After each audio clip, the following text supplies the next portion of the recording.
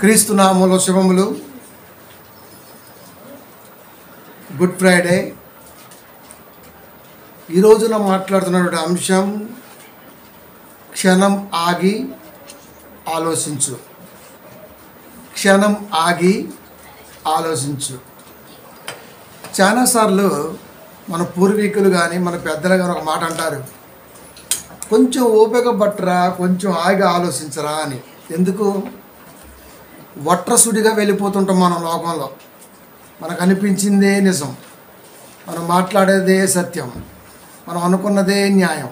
ఆ టైప్ ఉంటుంది. అనుభూతి ఉన్న పెద్దలు ఆ మాట అంటూ ఉంటారు, కొంచెం ఆగి ఆలోచించురా అని. దేవుడు ఎన్నో సందర్భాల్లో చెప్పాడు. ప్రతి విషయాన్ని కూడా క్రైస్తవుడు ఎస్పెషల్లీ క్షుణ్ణంగా ఆలోచించాలి. పాడిందే పాడరా, గారిపల్ల దాసుగనుడు పాడకూడదు. ఏదైనా సరే ప్రపంచవ్యాప్తంగా మనం చూడగలిగితే కొన్ని సంవత్సరాలుగా ఇది తప్ప మరొక విధానం లేదు అన్నది వాస్తవం. పోయిన సంవత్సరం ఏదైతే చూసామో, ఏదైతే జరిగించామో, ఏదైతే కన్నులారా వీక్షించామో, ఈ సంవత్సరం కూడా ఇదే గుడ్ ఫ్రైడే రోజున కంటిన్యూడ్గా అవుతుంది. ప్రతి సంఘంలో క్రొత్తగా ఏమీ లేదు. పోయిన సంవత్సరం కొనుక్కున్న బట్టలు ఈ సంవత్సరం వాడతామా? అవసరమైతే మారుస్తాం. ఖచ్చితంగా దేన్నైనా సరే కొనసాగించడానికి మనం ఇష్టపడం. కానీ ఇక్కడికి వచ్చేసరికి అదే రోత పద్ధతి, రొటీన్ పద్ధతి క్రైస్తవ్యంలో ఎందుకు జరుగుతుంది అంటే, వాక్యం చెప్పడం చాలా ఈజీ. బట్టు బహాడ్ అంటాం కదా, లేకపోతే మరొకటో మనకున్నటువంటి విధానంలో చెప్పచ్చు. కానీ వాక్యం చెప్పడానికి కావాల్సింది ప్రావీణ్యత, పాండిత్యము. ఇది అనుభవంలోకి తీసుకొని తప్ప మాట్లాడలేము. అందుకని చాలా పొడిగా పైపైన ఈ రోజున గుడ్ ఫ్రైడే గురించి మాట్లాడుతున్నారు. అదే రొటీన్గా కొనసాగుతుంది తప్ప కొత్తగా ఏమీ కనపట్లేదు. ఏం చెప్తారు చెప్పండి? మట్లాది వారం దీనికంటే ముందు జరిగింది. మట్లు పట్టుకుని ఊరంతా తిరిగారు. ప్రపంచం అంతా అదే చేస్తుంది. అది మరి అదిట్లో యేసుక్రీస్తు వారు ఎవరో తెలియదు. మరి నాకు కూడా రెడ్ కార్పెట్ ఎవరు వేసారో ఒకటి తెలియట్లే. మరి ఆ రోజున బట్టలు పరిచారు, ఈ రోజున బట్టలు లేవు. మరి ఇవి గాడిదలు అక్కడ పందులే ఉన్నాయి కదా, రోడ్ల మీద గాడిదలే. కాబట్టి తలంపు ఆయన ఎందుకు చేశాడు, నా ఉద్దేశం ఏంటి, అవన్నీ పక్కన పడేసి అది కంటిన్యూ చేస్తున్నారు చాలా మెజారిటీ సంఘాల్లో. ఇకపోతే మరొకటి ఉంది. అదేంటంటే ఏం చెప్పాలో కూడా తెలియదు. అందుకనే వాళ్ళకి ఆల్మనిక్ బుక్ ఒకటి ఉంటుంది. అందుట్లో వాడు ముందే సంవత్సరాల కూడా రాస్తాడు. ఇక అది చూడటం, అది చేపటమే. ఈ తెర చొక్కా వేసుకున్న పాస్టర్లంతా నడుము కట్టుకుంటారు కదా, మరి పొట్ట ముందుకు రాకుండా. అదనమాట. అంత నుంచి ఏముంటుంది ఇంకా. ఎందుకు మరణించాడు? సిలువలో క్రీస్తు వారు మరణించారు. మీ రొటీన్. సిలువలో ఆయన మరణించలేదు. క్రైస్తవాన్ని తెలియదు చాలా విషయాలు. సిలువలో మరణించటానికి వచ్చాడు. అది సిలువలో మరణించిండు. సిలువలో మరణించలే ఆయన. సిలువలో మరణించడానికి వచ్చాడు. యాక్చువల్గా ఆయన తీసుకునే నిర్ణయం ఎంత భయంకరమని తెలుసా? సిలువలో మరణిస్తే మహాఘాతక పాపం చేస్తే తప్ప రోమా సైన్యం సిలువేయదు. మరి అంతటి నికృష్టుడికి, పాపాత్ములకు మాత్రమే సిలువ మరణం. దాన్ని ఎందుకు ఎంచుకున్నాడు? మామూలు డెత్ ఎంచుకోవచ్చుగా, లేకపోతే ఇంకొకటి ఎంచుకోవచ్చుగా. మీ అందరి కొరకు నీ కొండ నుంచి దూకి చచ్చిపోతున్నా, దాన్ని ఎందుకు ఎంచుకోవాలి? ఎంతటి భయంకరమైన పాపం చేస్తే తప్ప ఆనాటి రోమా చట్టంలో ఉన్నటువంటి చట్టాన్ని అమలుపరచరు. సిలువేసి సిలువ వేయబడ్డాడంటే వాడు జనములో ఉన్న క్రూర మృగుడు అని అర్థం. అది వాడు చీడ పురుగు అని అర్థం. అలాంటి పెడార్థాలు అర్థాలు కలిగినటువంటి ఆశాను ఎందుకు ఎంచుకున్నాడు? సిలువలో మరణించడం కాదు, సిలువలో మరణించటానికి వచ్చాడు. కాబట్టి బైబిల్ని ఎప్పుడు కూడా క్షుణ్ణంగా ఒక విషయాన్ని మాట్లాడుతున్నప్పుడు క్షుణ్ణంగా మాట్లాడాలి. ఇంకొక ఆయన అంటాడు, మనం భారతదేశంలో ఉంటున్నాం కాబట్టి భారతదేశంలో ఉన్నటువంటి ఈ ఏదైతే సాంప్రదాయాలు ఉంటాయో అవన్నీ కూడా మేము బైబిల్లోంచి పాటిస్తాం. దేవుడు చెప్పాడని నేను బైబిల్ చదవలేదు అంటాడు. పాస్టరే జోసఫ్ పేరు, జోసఫే బైబిల్ చదవలేదు. కానీ మేము భారతదేశంలో ఉంటున్నాం కాబట్టి చట్టాన్ని గౌరవించి ఈ జనాల మధ్య ఉంటున్నాం కాబట్టి వాళ్ళు ఏదైతే చేస్తారో దాన్ని మేము ఖచ్చితంగా పాటిస్తాం. కాబట్టి బొమ్మ పెట్టుకుంటాం, బొమ్మకు బొట్టు పెట్టుకుంటాం, కుంకం పెట్టుకుంటాం, లేదా మరొకటి పెట్టుకుంటాం, మీరెవరు అనడానికి అని రివర్స్ మాట్లాడుతున్నాడు. ఇలాంటి నికృష్టపు ఆలోచన గల వాడికి బైబిల్ ఏం అర్థమైంది, మనం ఏం చెప్పగలం చెప్పండి? ఈ గుడ్ ఫ్రైడే అంటే అర్థం అదే అంతే. ఇంకా కానీ ఒక కొత్తదైన ఆలోచనతో ఈ సంవత్సరం మనం ఆలోచించబోతున్నాం కొన్ని సంగతుల్ని. ఇదే కదా నేర్పింది. దీనికంటే ముందు 40 days అది బైబిల్లో లేదు, ఎందుకు చేస్తున్నా ఎవరికి తెలియదు. లెంట డేస్, అది లెంట డేస్ కాదు, పెంట డేస్. దాన్ని లెంట డేస్ అంటాం వేస్ట్. అది ఖచ్చితంగా బైబిల్కి విరుద్ధమే. బైబిల్కి విరుద్ధమైనది ఏదైనా పెంటే అది. కాబట్టి క్రైస్తవ్యం అనేది బైబిల్ దగ్గరుండ ఆలోచించడు. కాపరు అనేవాడు వాడు పండితుడై ఉండకపోతే సంఘానికి ఎప్పటికీ కూడా దుఃఖదాయకమే. అది ఒకసారి మనం క్షుణ్ణంగా ఆలోచిద్దాం. 15 February ఎప్పుడు చూసే మాటే, ఈసారి కొత్తగా ఆలోచిద్దాం. కాబట్టి ఆయన ఈ లోకమందు ప్రవేశించినప్పుడు ఇక్కడ ఆగాలి మనం. లోకమందు ప్రవేశించినప్పుడు, లోకమందు క్రీస్తు ప్రవేశం జరగాలి అని ఫుల్ ఫ్లడ్జ్డ్గా నిర్ణయం అన్నది జరిగిపోయినప్పుడు అప్పుడు అంటున్నాడు తండ్రితో, ఇక నా కుమారుని లోకానికి పంపాలి, అన్నీ పూర్తయిపోయాయి, ఇక లోకానికి పంపటమే తరువాయి. అప్పుడు అంటున్నాడు, ఈలాగూ చెప్పుచున్నాడు, బలియు అర్పణయు నీవు కోరలేదు. డిసైడ్ చేసావు, నేను వెళ్ళాలి అనుకున్నాను, నీ బాధ చూసి నువ్వు పంపించాలనుకున్నావు. అప్పుడు క్రీస్తు వారు అంటున్నారు తండ్రి వారితో, బలియు అర్పణయు నీవు కోరలేదు. తండ్రికి చెబుతున్నాడు, తండ్రితో మాట్లాడుతున్నాడు, బలియు అర్పణయు నీవు కోరలేదు. మరి పాత నిబంధన చూసుకుంటే బలి అర్పణలే ఉన్నాయి కదా. పాత నిబంధనలో ఎక్కడైనా దేవుడు బలి కోరినట్టుగా ఏడుంది? నువ్వు ఫస్ట్ ఆదామును తీసుకుంటే, ఆదాము దగ్గర 2 అన్నదమ్ములు కయ్యూను ఏబేలు దగ్గరే, నాయనా కయ్యూను, నాయనా సిన్నోడా, నాయనా ఏబేలు, నాయనా సిన్నోడా, నాయనా ముద్దుడు అని చెప్పాడా? నువ్వు నీ పంటలోంచి నీ పశువుల్లోంచి నాకు తెచ్చిపెట్టండి బాబు అన్నాడా? వాళ్ళే తెచ్చారు, అర్పణలు వాళ్ళే ఇచ్చారు. నాకు దేవుడు ఇచ్చాడు, నేను దేవుడికి ఇవ్వాలి, మంచిది. ఆయన ఏం కోరుకోవాలి, సృష్టి ఇచ్చిన ఆయన ఎంతేం కోరుకుంటాడు గింజ.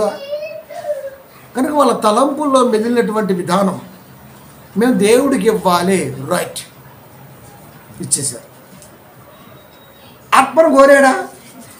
కోరల. మరి ఎవరు ఇచ్చారు? మన తలంపు తగిలింది కాబట్టి ఇచ్చాం, మంచిది, దాని అగ్రి అయ్యాడు దేవుడు, ఓకే రైట్ అన్నాడు. ఆ తర్వాత కాలక్రమేణా మొత్తం పెరగడం జరిగింది, పిల్లలు పెద్దలైపోయారు, కాలం తిరిగి వచ్చేసింది, సంవత్సరాలు. నోవహు కాలం వచ్చేసింది, పరిస్థితి బాగలేదు, జలప్రలయం వచ్చేసింది, మొత్తం పోయారు. దేవుని కోపం సల్లాడిన కొరకు మళ్ళీ అర్పణ నైవేద్యం, దాన్ని కూడా ఆగ్రహించాడు, అడగల అక్కడ కూడా. ఇక ఆ తర్వాత దేవుడు ఆలోచించాడు, ఓకే పిల్లల ఆలోచన ఉంది కాబట్టి నాయన ఇది పరిస్థితి, ఇవి ఇలా ఉండండి అని ధర్మశాస్త్రాన్ని ప్రవేశపెట్టడానికి ముందు కూడా, ధర్మశాస్త్రంలో కూడా 7 రకాల అర్పణలు కానీ బళ్ళు కానీ స్థిరపరిచి పిల్లలకి ఇచ్చేశారు. అంటే కోరల, వాళ్ళ ఉద్దేశం అలా ఉంది కాబట్టి వాళ్ళని ఎందుకు మనం ఒకసారి పిల్లల్ని చేసినప్పుడు వాళ్ళని ఎంకరేజ్ చేస్తుంటాం మనం, సర్లే కానీ అంటే మనం అది చెప్పకపోయినా, అది మనకు ఒకసారి ఇష్టం అనిపించకపోయినా సరే కానిచ్చే అంటుంటాం మనం.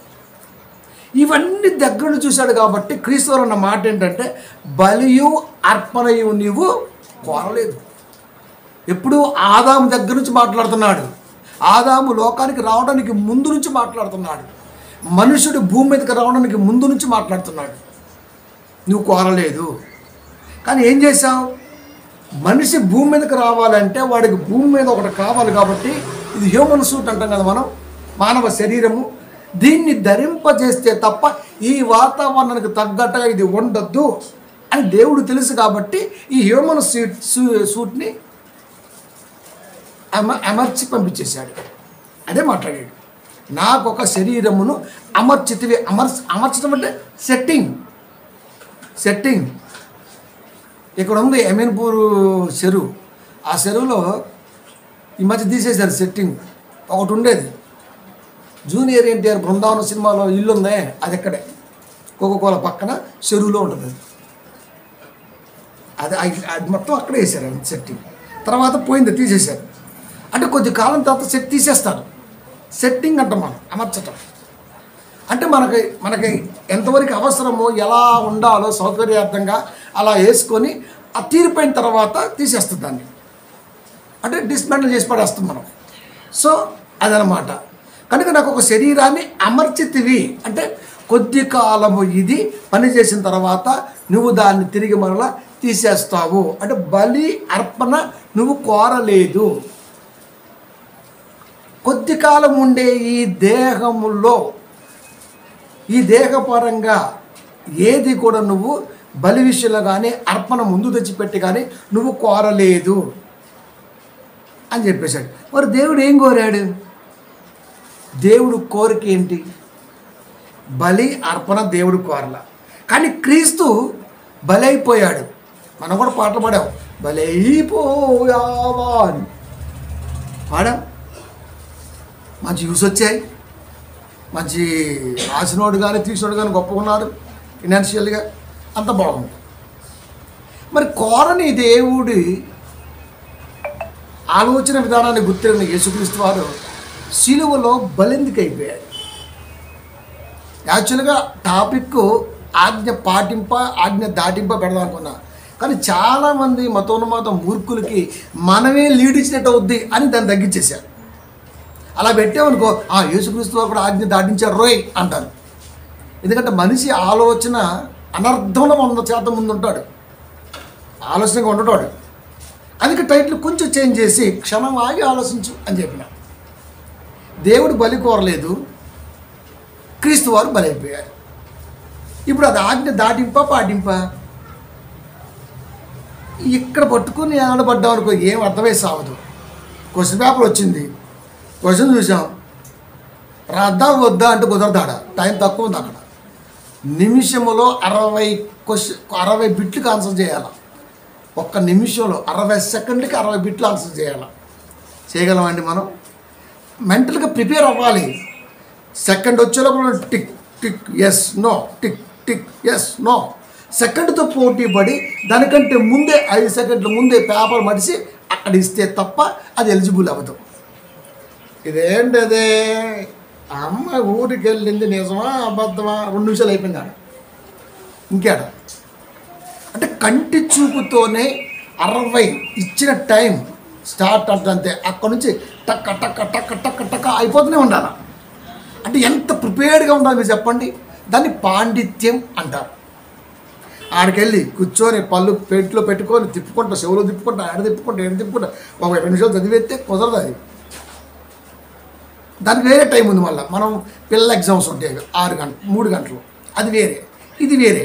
ఎగ్జామ్ ఏదైనా అక్కడ ఉన్నటువంటిది గుర్తెరిగి ఆలోచించి ముందుకు వెళ్ళవలసిన బాధ్యత మనకు ఉంటుంది. అదే టైం సెన్స్ అంటాం మనం. బైబిల్ కూడా అంతే. ఏం చెప్పాలనుకున్నాడు? ఆయన బలి కోరలేదు, ఈయనే చెప్పాడు. ఈయన బలి అయిపోయాడు, ఈయనే అయ్యాడు. ఈ మధ్యలో ఏం జరుగుతుంది? నిజంగా ఆయన బలి అన్న దానికి ప్రత్యామ్నాయంగా ఏదైనా పదాన్ని వాడుంటాడా? ఇన్డెప్త్గా బలి అనగానే మనకేమైపోద్ది? మనం కూడా ఛాన్సాలు అంటుంటాం, అనవసరంగా వాడు తలదూర్చి ఆడి కోసం ఇటు బలి అయిపోయాడు అంటాం మనం. ఈ పదాన్ని మనం ఆలోచించండి. అక్కడంటే కొత్త ఫ్యాక్టరీ పెట్టారంటే బలి ఇచ్చేసారండి అంటాం. ఇప్పుడు అనవసరంగా వాడి విషయాల్లో తలదూర్చి ఇటు బలి అయిపోయాడు, ఈ బలి ఏంటి? అక్కడ ఏదో ఫ్యాక్టరీ పడితే వాడికి ఏదో మూఢనమ్మకం ఉండి వాడిని బలిచ్చాడు, ఆ బలి ఏంటి?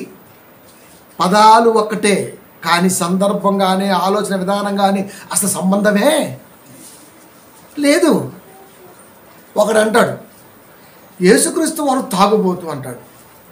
ఎందుకంటే ఆయన చెప్పాడు మరి ఏమని? మనుష్య కుమారుడు తినుచు త్రాగుచు. ఒరే, అందుకే పండితుడు కావాలి కాపరి. అది ఈ అదవల చేతిలో బైబిల్ పెడితే మడ్డిగాడే వారం అయిపోద్ది అనమాట. అది పండితుడు మాత్రమే చెప్పాలి బైబిల్ని. మిగతా వాడు చెప్తే ఒప్పుకోడు దేవుడు. రేపు డబల్ ఉంటుంది అక్కడ. నిన్ను చాలాసార్లు చెప్పాడు, ఎవడరా నా వచనాలు నిన్ను చెప్పమన్నాడు అన్నాడు. అంతే. నేను ఇచ్చాను బైబిల్ నీకు, ఎవడు తీసుకోమన్నాడు, ఎవడు సర్టిఫికెట్ ఇచ్చాడు, ఎవడు ప్రోత్సహిస్తే వచ్చావు, ఎవడు నిలబెడితే నిలబడి చెప్పావురా అని అడుగుతాడు. ఏం చెప్తావు? ఏం చెప్తాం మనం? కాబట్టి ప్రియమైన దేవుని పిల్లారా, పండితోత్తముడుగా ఉన్నవాడికి మాత్రమే బైబిల్ అర్థమైంది. యేసుక్రీస్తు వారు తినుచు త్రాగుచు సుశేమ మీ యేసుక్రీస్తు వారు తిన్నాడు తాగాడంటే యేసుక్రీస్తు వారు ఇప్పుడు మద్యపాని అన్నాడంతే. మరి యోహాను గారు కూడా తినుచు త్రాగుతూ వచ్చారు ముందుగా. యోహాను గారు ఏం తిన్నారు? మిడతలు. ఏం తాగాడు? తేనె. ఇది అర్థమైంది. మరి యేసుక్రీస్తు వారు ఏం తిన్నారు? ఇది మిస్టరీ. ఏం తాగాడు? ఇది ఇస్తరి. మిస్టరీని సేధిస్తే ప్రపంచం నిలబడితే ఇస్తరి. మిస్టరీ హిస్టరీలతో సంబంధం లేదు. హిస్టరీ రంగాల వాడికి ఏముంటుందండి? బైబిల్ అంటే ఏమనుకుంటున్నారు? ఎవడ పడితే వాడు కొట్టేసుకొని ఎవడ పడితే వాడు ఊగేసేటకి వచ్చింది అనుకుంటున్నారా? ప్రియమైన దేవుని పిల్లారా, అందుకనే జ్ఞానం దేవుడికి ఇవ్వాల. అందుకే కొరింథీ 15 ఒక మాట అంటారు, ఏమో తెలుసా? కొందరికి దైవ జ్ఞానము లేదు. మరి వీళ్ళంతా ఎవరు? దయ్యం జ్ఞానముతో, లోక జ్ఞానముతో, దేవుడి జ్ఞానం అన్నట్టుగా జనాల్ని భ్రమపరిచే వాళ్ళుగా ఉన్నారు. జనం కూడా అంత ఓపిక కలిగి లేరులేండి. జనం కూడా ఎలా ఉన్నారంటే ఆ టైప్ అనమాట. కాబట్టి మనిషి ఇక్కడ మనకు క్లూ ఇచ్చాడు. అక్కడ యోహాను గారు తినుచు త్రాగుచూ వచ్చాడు. ఆయన ఏం తిన్నాడో ఏం తాగాడు స్పష్టంగా రాయబడింది. మిడతలు, తేనె. మరి ఏ మనిషి కుమారుడు కూడా తినుచు త్రాగుతూ వచ్చాడు. మరి ఏనేం తిన్నాడు? ఈయన కూడా మిడతలు తేనేనా, లేకపోతే మొత్తం కచోరీ కాటకర్రీ అయినా? ఏం తిన్నాడు ఆయన? ప్రియమైన దేవుని పిల్లారా, ఏం తిన్నాడు అసలు ఆయన? తెలిసి చస్తే కదా. అలాంటిది ఇది కూడా దేవుడు బలి కోరలేదు, ఈయన బలి అయిపోయాడు. ఆయన కోరినప్పుడు ఈయన బలి అయిపోతే అది ఆజ్ఞ అతిక్రమమే కదా. ఒరే, ఇండెప్త్గా బలి అంటే ఎక్కడో ఒకచోట క్లూ ఇచ్చి ఉంటాడుగా, బైబిల్ చదవాలిగా. అందుకే బలి గురించి చెప్పిన వాడి దాంట్లో ఏలు పెట్టి ఇటు బలి అయిపోయాడరా, ఈ బలి ఎక్కడ బలి ఉంది? ఎక్కడో కొత్త కంపెనీ ఫ్యాట్ ఇలాంటిది పెట్టేసి ఆయన బలి ఇచ్చేసారా. ఎంత ఘోరం అండి! 2 బలులు. కానీ అసలు సందర్భం కానీ ఆలోచించడం కానీ ఏమాత్రం కూడా మనస్సుకి ఏమాత్రం కూడా అది ఇంకంది. పదాలు కలిస్తే, అక్షరాలు కలిస్తే అల్లి కళ్ళెత్తావా?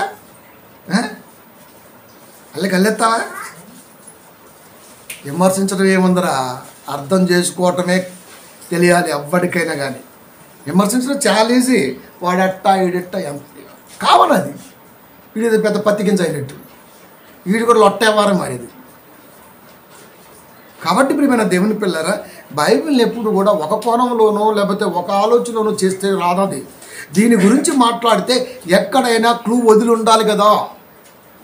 క్లూ స్టీమ్గా ఆలోచన కలిగిన వాడు మాత్రమే దేన్నైనా ఛేదించగలడు, దైవ జ్ఞానాన్ని ప్రపంచానికి అందించగలడు. లేకపోతే సచ్చినాక గుడ్ ఫ్రైడే వచ్చింది, సచ్చినా కూడా వచ్చింది గుడ్ ఫ్రైడే అంతే. సిలువలో మరణించావా యేసయ్యా, అబ్బో కంపు వచ్చేస్తుంది కదా. కాబట్టి ఇప్పుడు నా దేవుని పిల్లారా, యేసుక్రీస్తు వారు తండ్రి కోరలేదు, యేసుక్రీస్తు వారు బలైపోయారు. ఎవడి కోసం? ఎవరి కోసం? బలి కోరని దేవుడు క్రీస్తు బలయ్యాడంటే ఆజ్ఞ దాటాడా, ఆజ్ఞ పాటించాడా? బలైపోయాడు. ఎవరి కోసం? ఎవడి కోసం? ఇన్ని ప్రశ్నలు ఈ రోజున మన ముందు ఉంటే ఏమీ పట్టనట్టుగా, నిమ్మక నీరెత్తినట్టుగా ఈ రోజున మనం క్రైస్తవ సంఘాల్లో చెమ్మచెక్కలు ఆడుతున్నాం. ఈ రోజున మనం టైంపాస్. గుడ్ ఫ్రైడే అంటే పోవాలి, ఆదివారం అంటే పోవాలి, సోమవారం అంటే పోవాలి, యవనస్తుల కూడికంటే పోవాలి. ఇంతే. ఇంకా చివరకు నువ్వు పోతావు, అంతే పోతావు. జఫన్య గ్రంథము 1వ అధ్యాయము 7వ వచనము.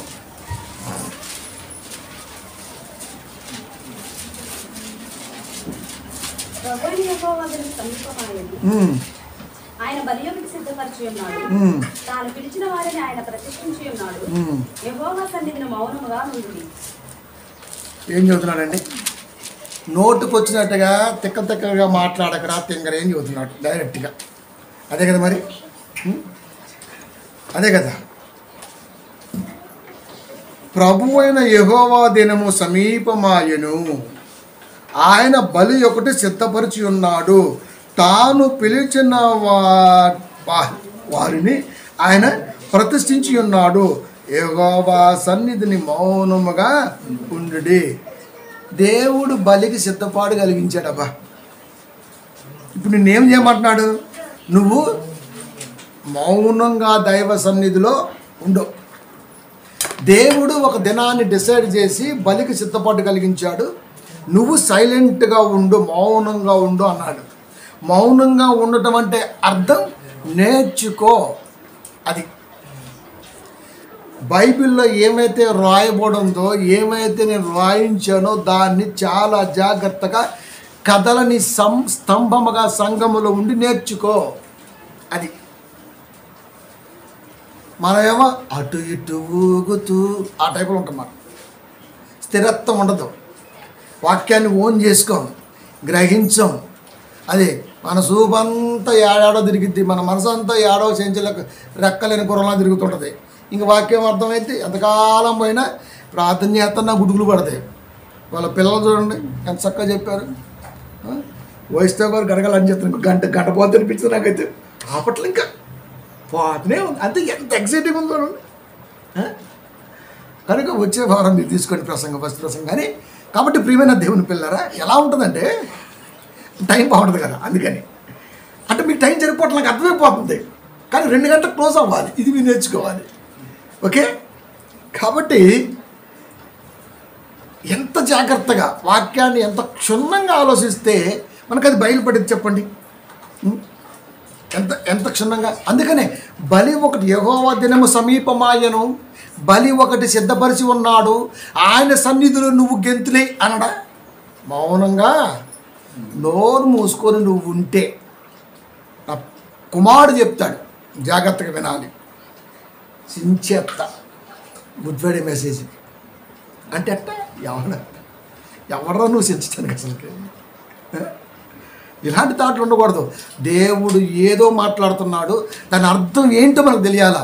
లోకములో ఒక అర్థానికే సంబంధం లేకుండా ఆ పదాలు కలుస్తాయి అన్న జ్ఞానం మనకు ఉండాలి ఫస్ట్. ఇందా చెప్పిన బలి గురించి అయితే అది ఇక్కడ బలి అయిపోయాడు, అక్కడ బలి జరిగిందని పదాలు కలిసినంత మాత్రాన అసలు ఆ సందర్భం ఏంది, ఈ సందర్భం ఏంది. సో దేవుడు కూడా యేసుక్రీస్తు ద్వారా స్వయంగా చెప్పారు, బలి అర్పణ తండ్రి కోరలేదు. ఆది కాండం నుంచి చూసుకుంటే ఆయన కోరిక బలి మీద కానీ అర్పణ మీద కానీ ఎక్కడ లేదు. అయినా క్రీస్తు వారు లోకానికి వస్తున్నప్పుడు డిసైడ్ అయిపోయినప్పుడు తండ్రి మాట, నువ్వు బలి అర్పణ కోరలేదు కానీ నాకు ఒక శరీరాన్ని అర్పించావు, ఈ శరీరం అర్పించిన ఈ శరీరము బలి అయిపోద్ది, అర్పణ ఇచ్చేస్తా అనందా. ఆడు చెప్పేసి నువ్వు కోరలేదు కదా అన్నాడు అక్కడ. మరి ఎందుకు అమర్చాడు, గ్యాప్ వచ్చేసింది. ఇప్పుడు మన కోసం బలి అయిపోయాడు, ఆయనే బలి అయిపోయాడు. ఈ మధ్యలో ఏం జరిగిందో మనకు అవసరం లేదు. మధ్యలో మొత్తం మనం తీసేసి అగో యేసుక్రీస్తు వారు ఏం చెప్పారండి, ఇక్కడ ఏం జరిగిందండి అంటే దేవుడి మాట ఆయన విన్నాడా, మిమ్మల్ని ఎన్నమని చెబుతున్నాడు అని మాట్లాడతాడు. ఎవరో ఈ పొట్టేలు పునిగాడి. కాబట్టి ప్రియమైన దేవుని పిల్లారా, బైబిల్ అందరికి అర్థమైతే ఇలా ఎందుకు ఉంటుందండి ప్రపంచం. అయినా అందరికి ఎందుకు ఇస్తాడండి జ్ఞానాన్ని? సోదిగాలకి బైబిల్ ఇవ్వడండి బాబు. చెప్పేవాళ్ళంతా దైవ పిల్లలు అనుకోమాకండి. చాలా జాగ్రత్తగా ఆలోచిస్తే వాక్యం అనేది ఎంత జాగ్రత్తగా వెళ్తుందో, మనకి ఎంత జాగ్రత్తగా దేవుడు చెప్పాలనుకుంటో, తన మనసులో ఉన్నటువంటి ఆ బ్యాక్ తలంపు ఏదైతే ఉందో అది బహిర్గతం చేయగలిగినటువంటి స్థితిలో వినగలిగిన మనసు మనకుంటే అప్పుడు ఎస్ అన్న ఆలోచనతో ఉంటాం. ప్రతోడు ఎగిరిపోతాడు. ఈ మధ్య మళ్ళీ ఇంకో ఫైట్ జరుగుతుంది సోషల్ మీడియాలో. ఒక శవాన్ని అడ్డం పెట్టుకుని రాజకీయం చేస్తున్నారు ఎవరో కాపురలే. ఒకడు అంటాడు డైరెక్ట్గానే, అవునండి ఇక్కడి నుంచి అక్కడికి వెళ్ళాలి మేము 10 మంది కారులో, ఖర్చులు ఊకవుతాయా, అందుకే స్కానర్ పెట్టాను, తమ్ముళ్ళు పలా చోటకి వెళ్తున్నా, న్యాయం కోసం పోరాడుతున్నా, మీరు తలకు 10 రూపాయలు ఏంట్రా అని. తప్పెలా అవుతుంది అని అంతే. ఇంకొకటి ఏమంటాడు, శవం మీద పేలాలు ఎరుకుని తినేవాడు ఏమంటాడు ఇంకొకడు. వీళ్ళకే సానుభూతి ఎంతమంది వేస్తామంటే అయ్యో అన్నట్టు వెళ్తున్నాడు అని చెప్పేసి స్కానర్ కదా 100 రూపాయలు కొట్టేద్దాం, 100 కొట్టేద్దాం, ఇట్లా ఎంత కొడతారండి. ఎన్ని లక్షలు దొబ్బేస్తున్నారు శవాల మీద పేలాలు ఎరుకుంటాం. చెప్పండి. నేను నమ్మండి, నాకు డబ్బు పురుగులా కనపడింది ఇప్పటికీ కూడా. అందుకే మీరు ఎప్పుడు నా జేబులో డబ్బులు ఉంటాయి చూడండి, అసలు పెట్టను, పట్టక్కని తీసేస్తా. ఫస్ట్ ఏమన్నా ఒక రూపాయి 2 రూపాయలు ఉన్న ముందు జేబులోంచి తీసేసి, ఎందుకంటే అది పట్టుకుంటే నా చేతికి ఒక పురుగు అంటే అనిపించింది, కంపు వచ్చేస్తుంటుంది. అస్సలు ఉన్నాయి చేతులు జేబులో డబ్బులు. ఇప్పటి నుంచి కాదు, నాకు ఊహొచ్చిన దాని నుంచి కూడా నాకు అదే తలంపు ఉంది. మనీ మీద ఇప్పటికీ అంత 100% డిపెండ్ అయిన తలంపు లేదు నాకు. నేను ఎప్పుడు చెబుతుంటాను, అది నీడ్ అంతే, ఫ్యామిలీ నీడ్, అది నా కుటుంబానికి అది అవసరం అంతే. అవసరమైంది ఆడే ఉంటుంది, టైం అవసరం ఏడ ఉండాలి, ఆడకు ఉండాలా. మెల్ల వేసుకుని తిరుగుతాము, ఇటు పెట్టుకొని 33:30 అయిందని తిరగం కదా. అవసరం పెన్ను అవసరం ఏడ ఉండాలో, జేబులో ఉండాలా, అంతేగా లోపల పెట్టేసుకుంటాం గుండెలోకి అంతే. ఏది ఎక్కడ ఉండాలో అక్కడే, వాచ్ ఇక్కడే ఉండాలా, పెద్ద వాచ్ అక్కడే ఉండాలా, పెన్ ఇక్కడే ఉండాలా, షూ కాళ్ళకే ఉండాలా అంతే. అంటే ఏటి స్థానం అక్కడే ఉండాలా. మరి డబ్బులు ఎక్కడ ఉండాలా? దానికి ఒక స్థానం ఉంటూ ఉందా? ఉంది, మన వెనకాల ఉండాలి. అది మన తలంపు దానికంటే ముందు నడిచిందనుకో, ఎప్పటికీ కూడా దేవుడు క్షమించనే క్షమించడు. అదనమాట. పౌలు గారు అందుకే అన్నారు, పెంట ఎక్కడ ఉంటుంది, మన దెబ్బ ఆడ ఉంటుంది, ఇంటి ముందు ఉంటుందా? డోర్ తీస్తే దెబ్బ కనబడుతుంది మనకి. దెబ్బ ఎప్పుడైనా ఇంటికి ఆడ దూరం ఉంటుంది. చిన్నప్పుడు చూడండి, ఇల్లు ఎటుంటే దెబ్బ ఎక్కడ ఉంటుంది, ప్రత్యేకించి ఒక దెబ్బ ఉంటుంది. ఆ దెబ్బ దూరం ఉంటుంది. పొద్దున్న లేచి ఊడ్చి మొత్తం చల్లి ఎత్తుకొని పోయి ఆడ పడేస్తాం మనం. అది ఇంకా అవసరమైతే కొంచెం వెనక్కి నడతాయి తప్ప ముందు తెచ్చుకో. అది దెబ్బ ఆడుండాల, డబ్బు ఆడుండాలి. అప్పుడే మనిషి భూమి మీద హ్యాపీగా ఉంటాడు, నాకులాగా. అది కనుక ఈ ఫైట్ ఒకటి. ఇలాంటి వాళ్ళకి బైబిల్ ఏమొచ్చింది, గుడ్ ఫ్రైడే ఈజ్ కామన్. కాబట్టి ప్రియమైన దేవుని పిల్లరా, ఎవడి కోసం మరణించాడు, ఎందుకు మరణించాడు? బలి కోరలేదు అన్న ఆయనే మన కోసం బలి అయ్యాడా శిలువలో? ఇటు వెనకాల ఏమున్నది, ఇటు మనం ఛేదించాల. ఇప్పుడు జపన్యం ఒకటి ఏమంటున్నాడు, యెహోవా దినము సమీపమాయను, ఆయన బలి ఒకటి సిద్ధపరిచి ఉన్నాడు, మీరు యెహోవా సన్నిధిలో మౌనంగా అంటే కీప్ సైలెన్స్. ఇప్పుడు మనకు అర్థమైంది, సైలెన్స్గా ఉంటేనే సబ్జెక్ట్ అర్థమైద్ది. లేకపోతే గులగుల గిలగిల ఉలగల అంటే అంతే. ఇంక అది ఒకడు ప్రసంగం చేస్తుంటాడు అయ్యగారు, మధ్య మధ్యలో అంటాడు. అంతే. ప్రసంగం ఎందుకు చేస్తాడో, మధ్యలో ఎందుకు పాడతాడో, సంగీతం ఎట్టెట్టు అంటాడో, వీడికి ఎందుకు అసలు మధ్యలో ఎందుకు వచ్చాయి? ప్రసంగం చేసేవాడికి సంగీతం తెప్పని, ఎవరు రా సంగీతం కొట్టండి, పాట పాడతా అంటే ఇది ఎవరు రా, అసలు ఎవరు పిలితే వచ్చారు నువ్వు సంఘానికి? ఎంత డిస్టర్బెన్స్ అయింది. సబ్జెక్ట్ అనేది ఎంత జాగ్రత్తగా ఉండాలి. లోక తలంపులకి దైవ జ్ఞానానికి మధ్య ఏం జరుగుతుంది? ఆర్గ్యూ. కోర్టులో మీరు చూడండి, అందరూ సైలెంట్గా ఉంటారు, ఇద్దరు లాయర్లు కొట్టేసుకుంటూ ఉంటారు, జడ్జి కూడా సైలెంట్గా ఉంటాడు, చూస్తూ ఉంటాడు ఇట్లా అంతే. తదుపరి వాయిదా పలానా తారీఖు అంతే. ఆ ఒక్క మొక్క చదువుతాడు అంతే. ఇంకా తీర్పు వచ్చినప్పుడు చెప్తాడు, ఇలా సో డిసైడ్ చేస్తాడు న్యాయమూర్తి. నీకు అర్థం అవ్వాలి, ఇది కూడా అంతే. ఎవరి కోసం, ఎందుకు, ఏంటి, ఏం జరుగుతుంది, నువ్వు మౌనంగా ఉంటే కదా నీకు అర్థమయ్యేది. వెళ్దాం, యెషయా గ్రంథం 1:11. యెహోవా సెలవిచ్చిన మాట ఇదే. క్లూ ఇస్తున్నాడు ఇక్కడ, విస్తారమైన బలు నాకేలా అంటే మీకు ఏం చెప్పిన ఫస్ట్, ఆయన కోరలేదు కయ్యూని కానీ హేబేల్ని కానీ, వారే ఇచ్చారు. నైనా కయ్యూను, నైనా హేబేలు, నా బిడ్డలారా మీ దాంట్లో నాకు ఇవ్వండి అన్నాడా? లేదు.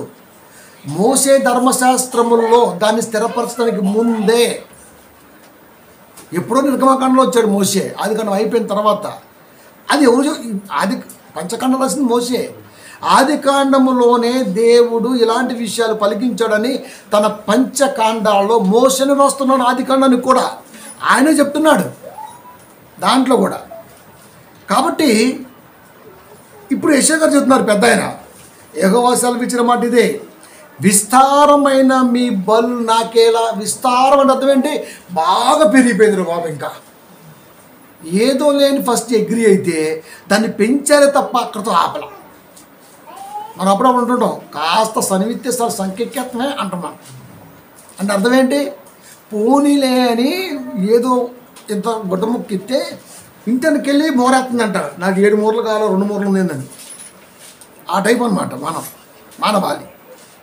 పోనీలే పిల్లలు ఏదో సరే వాళ్ళకి కలిగిన తలంపు మంచిదేలే, ఏదో నాకు ఇస్తున్నారు కదా సర్లే అని చెప్పేసి అగ్రి అయితే దాన్ని విస్తృతం చేసి పడేశారు.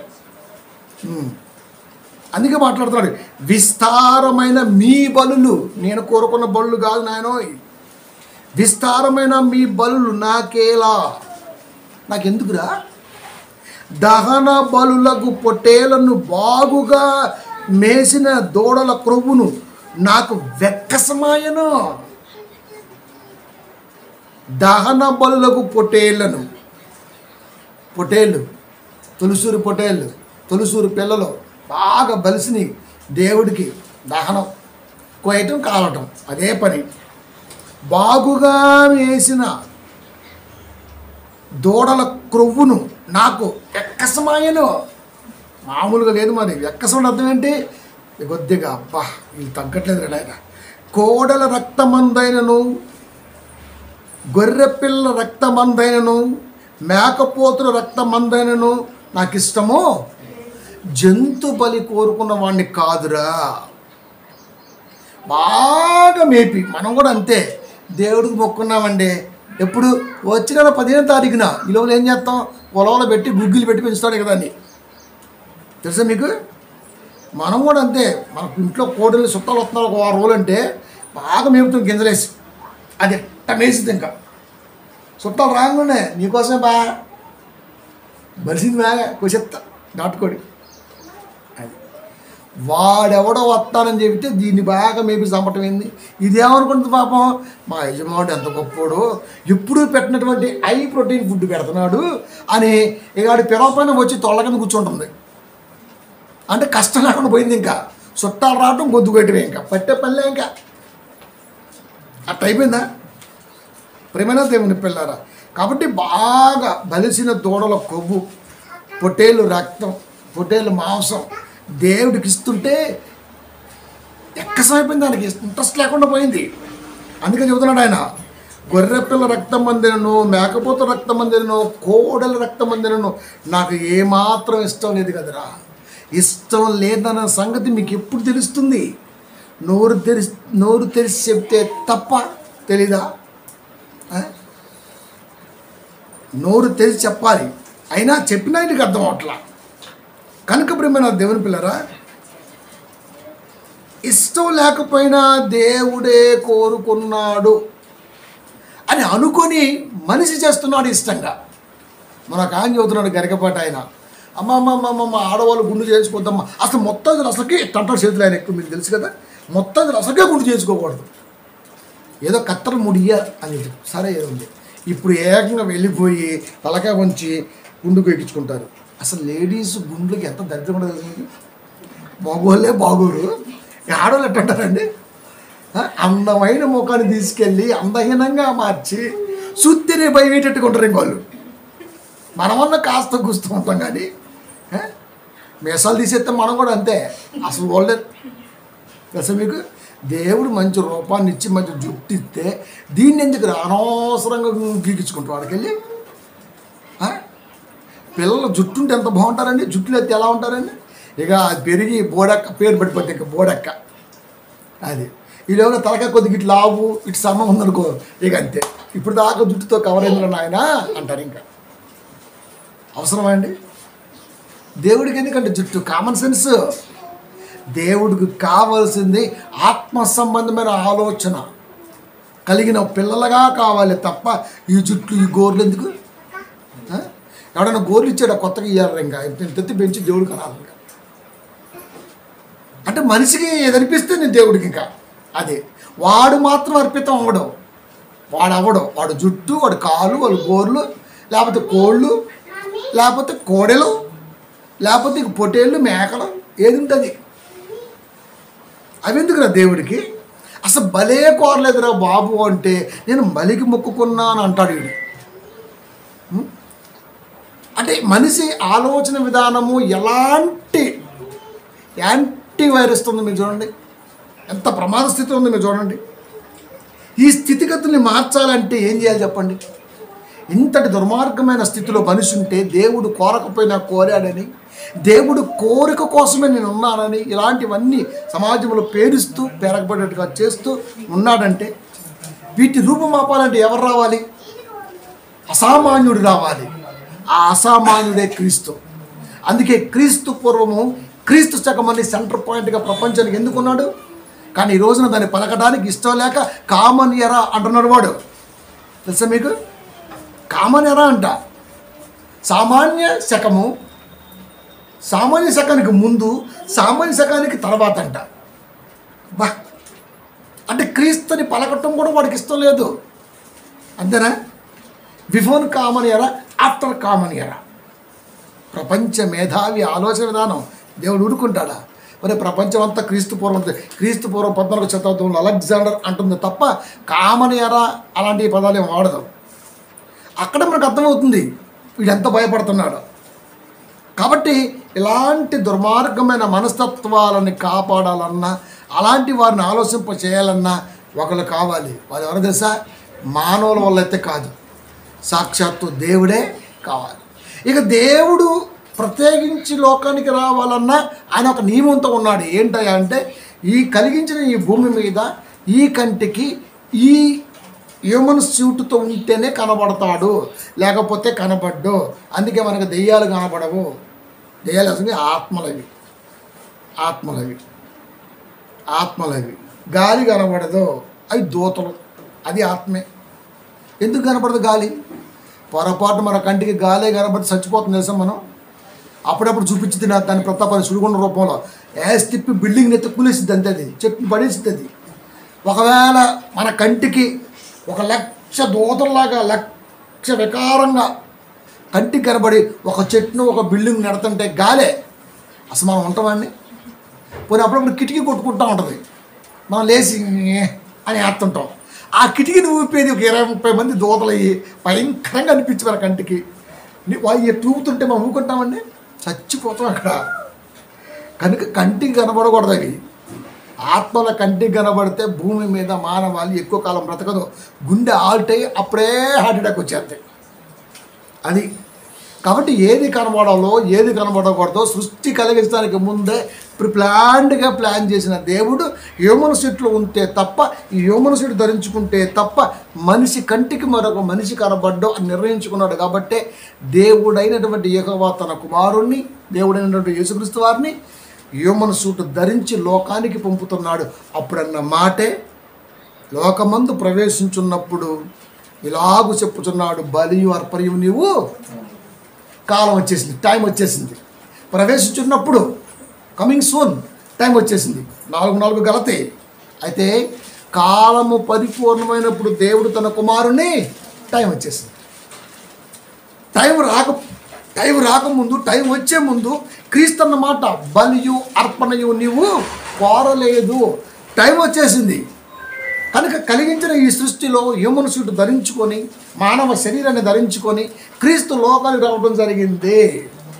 మన కంటికి కనబడాలి కదా, దూతలు కనబడవు ఆత్మలు, దేవుడు కనబడ్డో ఆత్మ, దెయ్యాలు కనబడవు ఆత్మలు.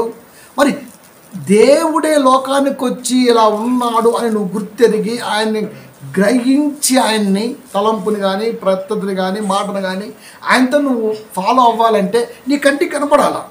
కంటికి కనపడాలంటే మళ్ళీ ఊడి పడితే భయపడతావు. ఊడి పడితే అనుకోండి అందరూ చూస్తున్న ట్యాప్ అని పడ్డా అనుకోండి, హల్క్ ఫట్ పడుతుంది భూమి, భయపడతావు. భయం కలగకూడదు. తనతో స్నేహం చేయాలా, తన మాట నీకు అర్థం అవ్వాలా, తను నీకులాగా ఉండాలా, కానీ ఆయన నువ్వు కాదు అని నువ్వు గ్రహించాలి. ఇవన్నీ డిజైన్ చేశాడు. అందుకనే స్త్రీ గర్భం ఎంచుకున్నాడు కాబట్టి మానవ జన్మకి దాన్ని తీసుకొని క్రీస్తుని లోకానికి పంపాడు. కాబట్టి ప్రియమైన దేవుని పిల్లారా, కాలము పరిపూర్ణమైనప్పుడు దేవుడు తన కుమారుణ్ణి పంపాడు. రావడానికి ముందు బలి అర్పణ నువ్వు కోరలేదు కదా నాయన, శరీరాన్ని అమర్చావు కదా. అమర్చబడిన ఈ శరీరము నీకు బలిగా అవసరం లేదు, నీకు అర్పణగా అవసరం లేదు, కానీ ఏదో ఒకటి నువ్వు కావాలనుకున్నావు, అది లోకానికి నేను పరిచయం చేసి తీరుతా. ఎప్పుడిది 33.5 years లైఫ్లో 3.5 సంవత్సరాల పరిచర్యలో భాగమే మాత్రమే. గుడ్ ఫ్రైడే వచ్చింది, సిరివెక్కేసాడు, అయిపోయింది. ఇంకా దానికంటే ముందు ఇవన్నీ ఇప్పుడు నేను చెప్పేవన్నీ దానికంటే కొంచెం ముందే. ఆ 3.5 yearsలో మొత్తమే ఇవన్నీ కూడా శరీరం ధరించుకున్నాడు. ఇప్పుడు ఏం చేయాలి? శరీరం ధరించుకున్నాడు, మనలాగే మనం పంపించాడు, మనకు కనపడాలి కాబట్టి మనలాగే, మనం ఎలాగైతే తల్లి గర్భం నుంచి వచ్చామో అలాగే వచ్చాడు. ఇప్పుడు దానికి దీనికి వ్యత్యాసం ఏంటి?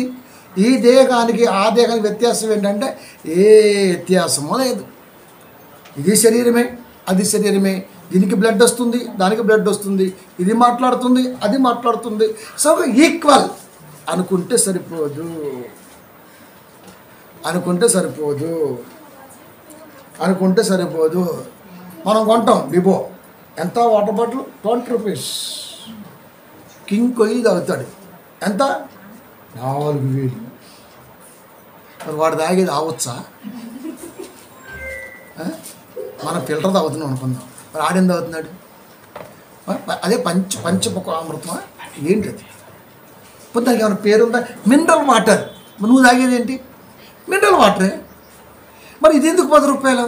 వాటర్ 20 kg 10 రూపాయలు. వాడు పొరపాటున 5 రూపాయలు పెంచితే ఏందా 5 పెంచా వద్దులే అంటమా. మరి వాడేది ఎంతే ఉంటుంది 4,000.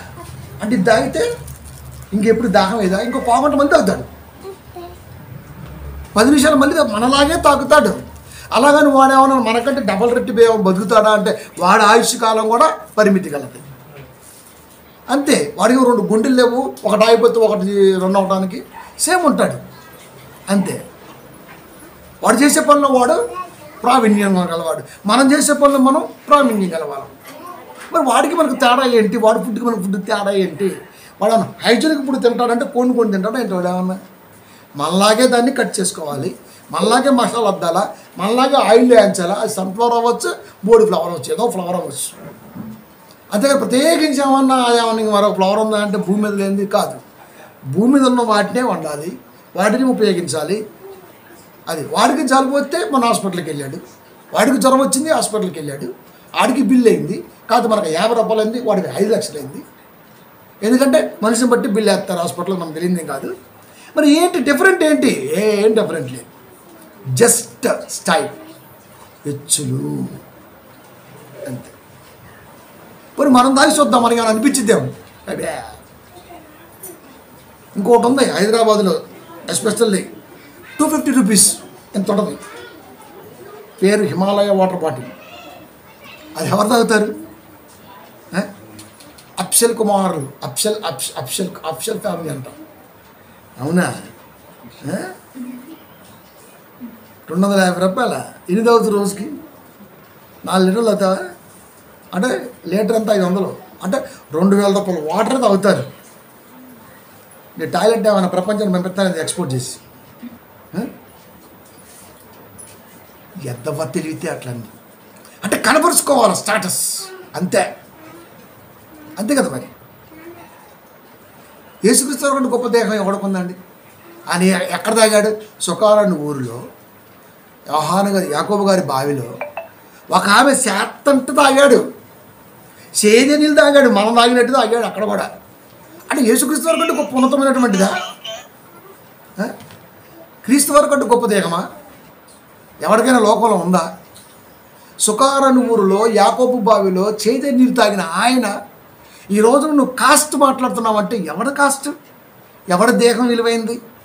మానవ దేహం ఏదైనా సరే, నువ్వు ఎంత పెద్ద ఉన్నత స్థితిలో ఉన్నా సరే చనిపోతే ఖచ్చితంగా రోడ్డు మీద పడేయాల్సిందే తప్ప ఎవడు బెడ్రూమ్లో పెట్టుకోడు. అక్కడ వెళ్ళిపోతుంది నీ కాస్ట్ ఏంటో. బతికున్నప్పుడే కదా మొత్తం హెచ్చుల వ్యవహారం చేసేదే. క్రీస్తు అదే చెప్తున్నాడు కదా. ఏమని చెబుతున్నాడు? ఆయన దేహానికి మానవ దేహానికి మనం కలిగిన దేహానికి వ్యత్యాసం ఏంటన్నది నువ్వు ఆలోచించాలి కదా. ఈ రోజున ఇక్కడ మనిషి తప్పుడు అడిగేశాడు, అందుకని దేవుడు మాట నీకు అర్థం కాకుండా పోయింది. క్రీస్తు దేహం కంటే ఎవడి దేహం గొప్పది? ఈ భూమి మీద ఎవడి దేహమైనా ఈక్వలే. ఎవడి దేహం గొప్పదో మరొక దేహం తక్కువ కాదు. గంధపు చెక్కలతో కాల్స్తే గొప్పదా? మున్సిపాలిటీ వాడు పడేస్తే చెత్తదా? కాదు కదా. వ్యత్యాసం ఏంటి? ఈ దేహంలో ఉండగా నువ్వు గ్రహించాలి. చెబుతున్నాడు, మానవాళికి దేహానికి నా దేహానికి మధ్య ఉన్న వ్యత్యాసం ఏంటో తెలుసా? మానవ నేత్రాలకు అర్థం కానిది మనోనేత్రం వెలిగింపబడితే తప్ప అర్థమైంది ఏదైనా ఉందంటే అది బైబిల్ మాత్రమే. ఎవడు పడితే వాడు మాట్లాడితే కుదరదబ్బా బైబిల్ని. యోహాను సువార్త 6:52, పరలోకము నుండి దిగి వచ్చిన జీవాహారమును నేనే. ఎవడికి అర్థమైంది ఈ మాట? పరలోకము నుండి దిగి వచ్చిన జీవాహారమును నేనే. ఎవడికి అర్థమైంది ఈ మాట? ఆ దిగిరావడం ఏంటి అంటే మానవ బుర్రతో నువ్వు ఆలోచించిన ప్రతిదీ నీకు అర్థమేనా? అలా అనుకునేస్తావా? ఏమని చెప్తున్నాడు స్పష్టంగా? పరలోకం నుండి దిగి వచ్చిన జీవాహారమును నేనే, హారమును నేనే, జీవాహారమును నేనే. ఎవడైనను ఈ ఆహారమును భుజించితే, జీవాహారాన్ని భుజించాలి అంటే ఇప్పుడు ఏమంటాడు? యేసుక్రీస్తు వారి శరీరం తినమంటున్నాడు అంటే నరుని పీక్కొని తినమని మీ బైబిల్ చెబుతుంది. ఓర దుర్మార్గుడా, అలా అర్థమైందిరా? అపార్థం చేసుకోవడం చాలా ఈజీ అండి, కానీ అర్థం చేసుకున్న వాడే మహానుభావుడు అవుతాడు. అపార్థాన్ని ఏముందండి? ఎన్నోసార్లు చెప్పాను. ఒక పాప నడుస్తుంది, 18 years పాప, బుక్స్ ముందు పెట్టుకుంది. నీళ్ళలో ఏం కనపడుతుంది? ప్రెగ్నెంట్లా కనపడుతుంది. అక్కడ వీడేమనుకుంటున్నాడు దుర్మార్గుడు, పచ్చకల్లోడు, చూసినవా ప్రెగ్నెంట్ అంటాడు అంతే. ఒరే, నీకు అంతగా డౌట్ ఉంటే అక్కడికి వెళ్ళి ఆమె ఎదురుపడురా, చేతిలో పుస్తకాలు పెట్టుకొని ముందు సహజంగా నడుస్తున్నాం. అయ్యో నేను తప్పుగా అనుకున్నానండి అంతే. అంటే ఏదైనా అనుకోవచ్చు అన్నమాట. దేవుడు చెప్తున్నాడు, పరలోకం నుండి దిగి వచ్చిన జీవాహారమును నేనే. ఎవడైనను ఈ ఆహారమును భుజించితే వాడెల్లప్పుడూ జీవించును. అసలు ఏమన్నా సింక్ అవుతున్నాయా అండి? పరలోకం నుండి దిగి వచ్చిన జీవాహారము నేనే, నేను నమ్మను. ఎవడైనను ఈ ఆహారమును భుజించితే వాడెల్లప్పుడూ జీవించును. అన్నం తింటే ఎల్లప్పుడు ఎలా జీవిస్తారా? దేహాన్ని తింటే ఎల్లప్పుడు ఎలా జీవిస్తారా? ఇప్పుడు అర్థం చూడండి ఎలా ఉందో. మరియు నేనిచ్చు ఆహారము లోకమునకు జీవము కొరకైన నా శరీరము. అంటే యేసుక్రీస్తు వారు శరీరం తినమన్నాడు అంటే నరుణ్ణి పీక్కొని తినమంటున్నాడు. మా కాశీలో కూడా శవాలు పీక్కొని తింటారు లేవా? అయిపోయింది. పైగా మళ్ళీ స్పైసీ శవాలు అవి బాగా కాలి ఉడక్క అట్లుంటాయి అన్నమాట. అక్కడ కూర్చొని చాలామంది అఘోరీలు చేతులు కాలు తీసేసి ఎంచక్క తినుకుంటూ మాట్లాడుతూ ఉంటారు. అది అంటే ఇప్పుడు యేసుక్రీస్తు వారి శరీరం కూడా మా అఘోరీలు తింటున్నారు. అది అంటే ఈక్వల్ ఏం లేదు అక్కడ. వాళ్ళు తిన్నారు, వాళ్ళు చచ్చిపోతారు, వీళ్ళు తింటారు, వీళ్ళు చచ్చిపోతారు. అసలు నరుండరు పీక్కుని తింటున్నది. ఒకవేళ మా తప్పు అయితే మీది తప్పే, మీ తప్పు అయితే మాది ఒప్పే అంటే కంపారిజన్ ఎలా చేశాడు? ఇరుకుట్లో ఎత్తున్నాడు. శవాలను పీక తినమని అర్థం అదే దాని అర్థం. ఇప్పుడు చదువుతున్నాడు, లోకమునకు జీవము కొరకైన నా శరీరమే అని మీతో నిశ్చయముగా చెప్పుచున్నాను. భుజించితే వాడెల్లప్పుడూ జీవించును. మనకి 11:14 1 కొరింథీయులకు చెప్పాడు. శరీరానికి రొట్టె సాదృశ్యంగా, రక్తానికి ద్రాక్షరసం సాదృశ్యంగా క్రైస్తవ కుటుంబాలకు దేవుడు ఇచ్చాడు. యేసుక్రీస్తు వారి శరీరాన్ని తినటం అంటే రొట్టెని విరవటం, రక్తాన్ని తాగటం అంటే ద్రాక్ష రసాన్ని తాగటం. అది ఫీలు. దేవుడు తన శరీరాన్ని దీనిలో మలిసిచ్చాడు. అది ఫీల్. క్రైస్తవ్యానికి అది ప్రామాణికం. అది ఎప్పుడు తీసుకోవాలి? కూడుకున్న ప్రతిసారి తీసుకోవాలి. ఆదివారం సోమవారం ఉండదు అక్కడ. అది కానీ ప్రత్యేకించి ఆదివారం అనేది పునరుద్ధానం దినంగా ఉంది కాబట్టి ఆ రోజున ఖచ్చితంగా మనం కూడా లేవలసి ఉన్నవారం ఉన్నాం కాబట్టి 100% ఆదివారం అనేది ఖచ్చితంగా ఇచ్చి తీరాల్సిందే. వారానికి ఒకసారి ఇస్తా, ప్రేమ ముందు పెడతా అంటే కుదరదాడ. అందుకే చెబుతాడు ఆ దేహానికి ఉన్న కెపబిలిటీ ఏంటంటే జీవాహారము. మరి ఈ దేహానికి ఉన్న కెపబిలిటీ ఏంటి? కంపు దూరము అది సచ్చిన శవం కాడ ఎవడైనా సరే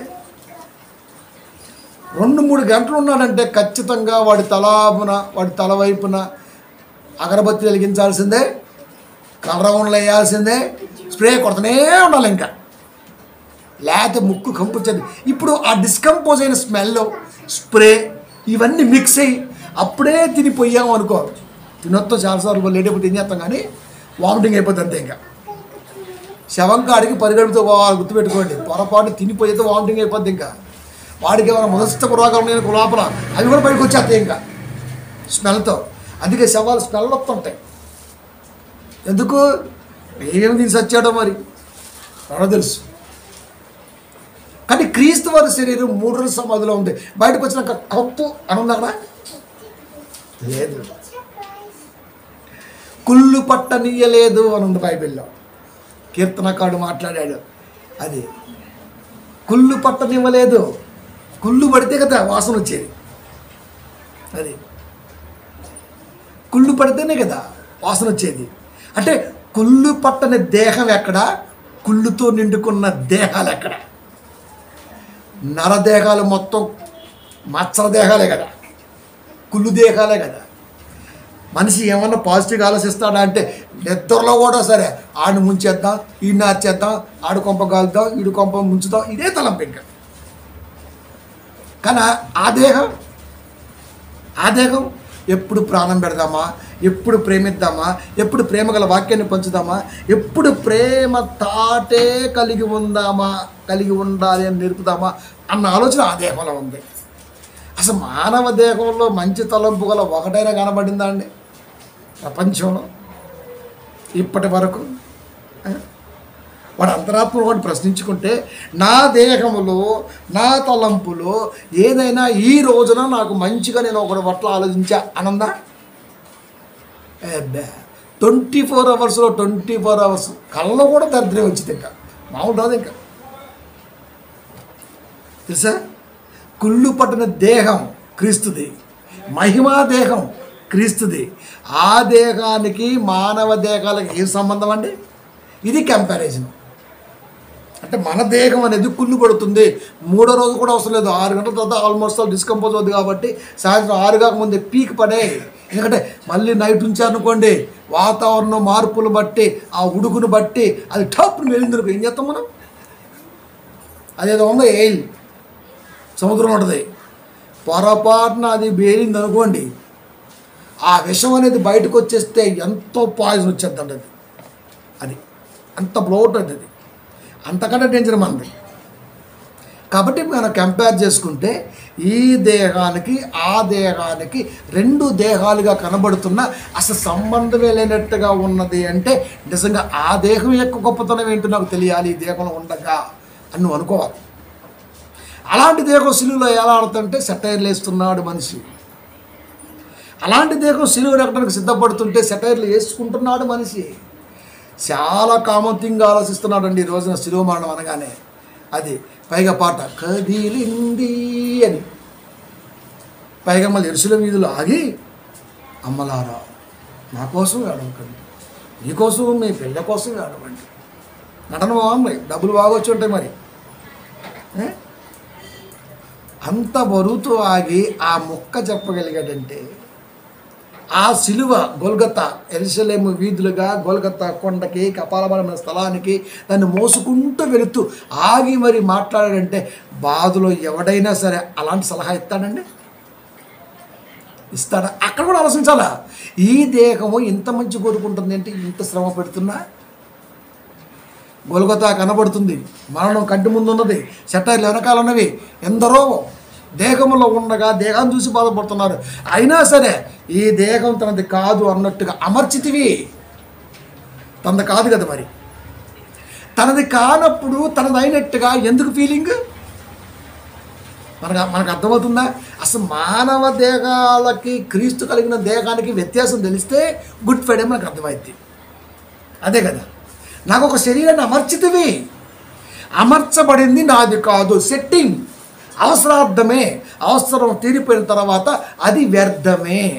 అవసరార్థములోనే వ్యర్థం ఉన్నది. అమర్చితివి ఎప్పుడైనా సరే తీసేయచ్చు, అర్థమైపోయింది. ఇప్పుడు ఈ దేహాన్ని కూడా దేవుడు అమర్చాడు, ఆయనకి అమర్చాడు అంటే అర్థం ఏంటి? మంద కూడా అమర్చబడింది అర్థం. ఈ అమర్చబడిన ఈ దేహములో ఆ దేహానికి ఈ దాన్ని కంపేర్ చేస్తే ఎక్కడా పొంతం లేకుండా ఉన్నప్పుడు నువ్వు ఇంకా భూమి మీద ఎంత జాగ్రత్తగా ఉండాలండి? ఎంత జాగ్రత్త ఉండాలి? అయ్యో వాడికి బాగా హాస్పిటల్లో ఉండవు, ఏడుతుంటడం. అసలుకే ఇది దరిద్రమైన దేహం. అక్కడ ఏదో ఒక దేహం హాస్పిటల్లో ఉంది, ఒళ్ళు బలిసి ఉంది. మొన్న 2 days బ్యాక్ మన ఇక్కడే నగరేకల్లో ఉద్యోగం వచ్చింది, ఇంకా పెళ్లి కాల ఉద్యోగం వచ్చింది. 3,50,000 రూపాయల అక్షరాల కష్టపడి చదివించారు. మంచి వెల్ ఎడ్యుకేటెడ్ ఫ్యామిలీ.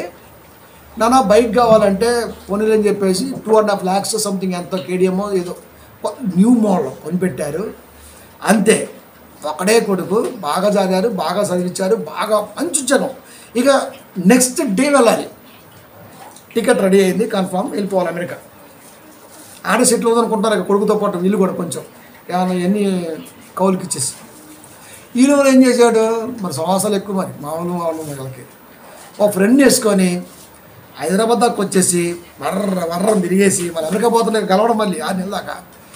ఇక అంతే మొదలు పెట్టాడండి, దేహంలోకి దాహం వేస్తుంటే దానం వేసాడు, దాన అది కిక్కిపోయింది. ఇంకా కరెక్ట్గా సాయంత్రం 5 తిందాం అనుకుంటారు, హోటల్కి వెళ్ళి కొడితే లారీని ఎట్లా అయిపోయినాయి 2. మిగతా జీవుల్లో పడ్డారు, బైక్ గుద్దుగ్గా అయిపోయింది. నాకేం తెలుసు అంటే మా దగ్గర పనిచేసే లోడర్ చూపించాడు ఫోటో. నేను అన్నా వీడు చావటం కరెక్ట్ అన్న, నేను మన దగ్గర జాలి దయ కనపడదు, మరి ఉన్నా చూపియం. నేను ఎగ్జాక్ట్ డైరెక్ట్ చెప్పిన వీడు చావటం 100% కరెక్ట్. ఎందుకంటే వాడికి బలుపు ఎక్కువ అని నాకు అర్థమవుతుంది, వాడికి పొగరెక్కువ, నాకేం తక్కువ. దేహం ఎంత, దాని బతికెంత, నువ్వు తాగేది ఎంత. దీంట్లో ఆల్రెడీ ఆల్కహాల్ ఉంటుంది లోపల, కెమికల్ అంటాం కదా మనం. ఈ కెమికల్కి మరొక కెమికల్ యాడ్ అయితే తట్టుకోలేదు, అది తట్టుకోదు, పంచింగ్ తేడా వచ్చేద్ది, బాడీ డిమ్ అవుతుంటుంది, కంట్రోల్ తప్పిద్ది, కళ్ళు డిమ్ అవుతుంటే బాడీ తూగుతుంటుంది, ఊగుతుంటుంది, తూడుతుంటుంది. పైగా కేడిఎం బైక్ యవనస్తుడు, ఈ దేవుడు ఆపుతాడు చెప్పండి. అందుకే దేవుడు ఆపేశాడు. లారీ వచ్చింది, గుద్దేశాడు, అపార్ట్మెంట్ ఇద్దరు. అన్న అందరు జాలి చూపించారన్న, నువ్వు ఒక్కడే జాలి చూపినాడు. తమ్ముడు నేను జాలి చూపిస్తా, బతికొత్తడా అన్న. ఆ సొత్తెట్టు బతికొత్తడా, మా సొచ్చిన ముందు జాలిందిరా అడిగాను. ఆయుష్ వచ్చాడా, బలిసి వచ్చాడు వాడు. అక్కడే కొడుకండి, ఎంత జాగ్రత్తగా ఉండాలండి వాడు. మా అమ్మ మా నాన్న కష్టపడి పెంచారు, సాదారు, గొప్పని చేశారు. ఫ్రెండ్స్ ఉంటుంది తప్పు కోసమా, కానీ అవలా ఫ్రెండ్స్ ఉండకూడదు, లంగా ఫ్రెండ్స్ అసలుకే ఉండకూడదు. మన ఫ్రెండ్స్ ఎలా ఉండాలో మనమే డిసైడ్ చేయాలా. నాకు వీడి ఫ్రెండ్గా కనపడతాడు, వీడు సెట్ అవుతాడు, మనం డిసైడ్ చేయాలా. పెళ్లి చూపులకి వెళ్తాం కదా మనం, 20 మంది చూస్తాం మనం, మామూలు ఒక్కరిద్దరం చూడడం మనం. ఈ అమ్మాయి సెట్ అయితే, ఈ అబ్బాయి సెట్ అవుతారు, ఈ అమ్మాయి సెట్ అయితే, ఈ అమ్మాయి సెట్ అవుతుంది. ఫ్రెండ్స్ కాడికి ఎందుకు అలా? ఫ్రెండ్స్ కూడా అంతే, వీడు నాకు సెట్ అవుతాడు, వీడు అవ్వడం, వీడు నాకు సెట్ అవుతాడు, వీడు అవ్వడం, వీడు ఉన్నంతలో ఉంటాడు, మంచిగా ఉంటాడు, నేను ఏదైనా అన్నా వద్దు అంటాడు. సో ఇలాంటి వాడు కావాలి, మనమే వాడిని ఫ్రెండ్గా తీసుకోవాలి. ఇది మనం నేర్చుకోవాలి. అయిపోయింది. ఏమైంది ఇప్పుడు? బలుపు కాస్త తిరగబడిపోయింది. జాలి చూపితే వచ్చిద్దా? దేహం ఎలాంటిది ఇది? వాక్యం కాడికి వస్తే నీకు అర్థమవుద్ది. మహిమగల దేహంతో సహవాసం చేస్తున్నప్పుడు నువ్వు ప్రతి ఆలోచన కూడా మహిమగల ఆలోచనగానే నువ్వు సేకరించాలి. అది కదా. అంటే ఈ దేహం అనేది కుళ్ళు పడుతుంది, కుళ్ళు పట్టింది అది. కనుక ఆ దేహంతో స్నేహం చేయాలంటే నువ్వు దైవ సన్నిధానములో మౌనంగా ఉండాలి. ఆయన ఏం చెబుతుండో నువ్వు నేర్చుకోవాలి. ఈ దేహములో ఉండగానే ఇవన్నీ సాధ్యపడాలి. లేకపోతే రేపన్న రోజున ఏదైనా ఎదురైతే అది నీ ఆత్మఘోషకి మార్గం అయితే తట్టుకోలేవు అని నేర్పే సంఘములో ఉండాలి. ఇవన్నీ కావాలి కదా. అందుకే చెబుతున్నాడు, పరలోకము దిగి వచ్చిన జీవాహారమును నేనే. నమ్మాలి కదా. ఎవడైనా నువ్వు ఈ ఆహారమును భుజించితే వాడు ఎల్లప్పుడూ నువ్వు జీవించును. నేను ఎల్లప్పుడూ జీవించాలంటే దేహంలో ఉండగా అసాధ్యము. మరేదో చెప్పాలనుకుంటున్నాడు. మరియు నేనిచ్చు ఆహారము లోకమునకు జీవము కొరకైన నా శరీరము. అని మీతో నిశ్చయముగా చెప్పుచున్నా. నేనిచ్చు ఆహారము జీవము కొరకైన నా శరీరము. అంటే నా శరీరాన్ని తినమంటున్నాడు, త్రాగమంటున్నాడు అంటే సాదృశ్యంగా ఏమిచ్చాడయ్యా అంటే రొట్టె ద్రాక్ష రసము క్లియర్డ్ క్రైస్తవ్యానికి. ఇంకొకటి ఉంది, బలి. బలి కోరలేదని అని చెప్పాడు, సిలువలో బలి అయిపోయాడు మన కోసం. పైగా ఆ పెద్ద ఆయన కూడా ఒక మాట చెబుతున్నాడు, మనుషుల కొరకు ఒకడు మనుషుల కొరకు మరణించుట మీకు ఉపయుక్తము కాదని తెలియదు సావదు, మీకు యుక్తము. పాస్టర్ పెద్ద అని చెబుతున్నాడు. సో చాలామంది సాక్ష్యం ఇస్తున్నారు, బలి అయిపోయాడు. మరి బలి కోరలేదు అన్నాడు కదా. కనుక ఈ శరీరం అనగానే రొట్టె, ఈ రక్తం అనగానే ద్రాక్షరసము.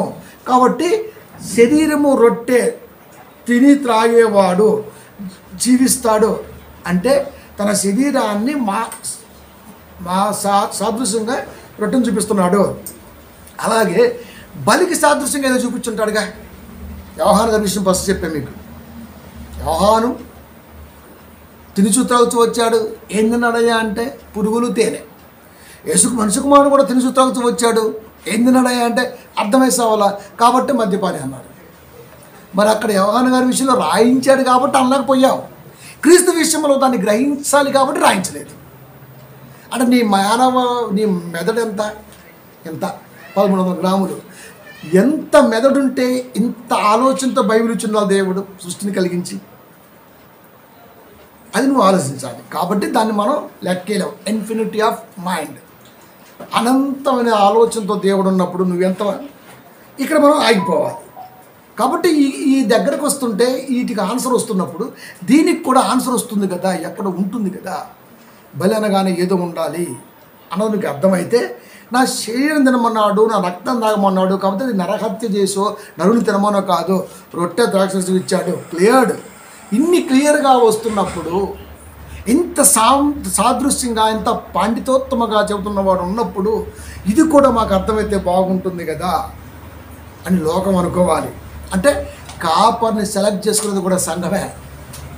నేను ఇలాంటి కాపర్ దగ్గర ఉండాలి, నాకు ఇలాంటి జ్ఞానం కావాలి.